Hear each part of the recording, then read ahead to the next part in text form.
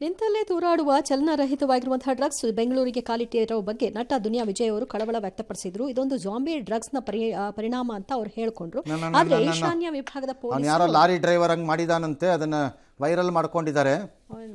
ಪೊಲೀಸ್ನವ್ರು ಹೇಳ್ತಿರೋ ಕಂಠ ಪೂರ್ತಿ ಕುಡ್ದಿದ್ದ, ಆಮೇಲೆ ಎರಡು ಮಾತ್ರೆ ತಿಂದಿದ್ದಾನೆ, ಯಾವುದೋ ಅದೆರಡು ಕೆಮಿಕಲ್ ರಿಯಾಕ್ಷನ್ ಹಂಗೆ ಆಗಿದೆ ಅದು ಅಂತ. ನಿಂತಲ್ಲೇ ನಿಲ್ಲೋದು. There is nothing called zombie drugs ಅಂತ. ಯಾವುದ್ರಪ್ಪ ಜಾಂಬಿ ಡ್ರಗ್ಸ್ ಅಂದರೆ? ಜಾಂಬಿ ಮೂವಿಲೆಲ್ಲ ನೋಡಿಲ್ವಾ ಜಾಂಬಿಗಳು? ಅದಕ್ಕೆ ಅದು ಜಾಂಬಿ ಡ್ರಗ್ಸ್ ಅಂತ ಇಟ್ಟಿರೋದಿರು. ಎಲ್ಲಿದೆ ಜಾಂಬಿ ಡ್ರಗ್ಸ್ ಅಂತ ಇದ್ದಂಗೆ ಇಲ್ಲವೇ ಇಲ್ಲ ಯಾವುದುವೆ ಆ ಥರ. ಆ ಥರ ಇದ್ದಂಗೆ ಇಲ್ಲ ಯಾವುದುವೆ. ಸುಮ್ಮನೆ ಗಾಬರಿ ಹುಟ್ಟಿಸ್ಬೇಡಿ ಎಲ್ಲರಿಗೂ. ಅದು ಏನು ಅಂತ ಒಂದು ತನಿಖೆ ಆಗಲಿ. ಎಸ್. ಇನ್ನು ಚಂದಿರನ್ ದಾಟಿರೋ ನಾಸಾದ ಆರ್ಟಿಮಿಸ್ 2 ಪ್ರಾಜೆಕ್ಟ್ ವಾಪಸ್ ಭೂಮಿ ಕಡೆಗೆ ಬರ್ತಾ ಇದ್ದಾರೆ. ಆರಾಮಾಗಿದ್ದಾರೆ, ಏನು ತೊಂದರೆ ಇಲ್ಲ.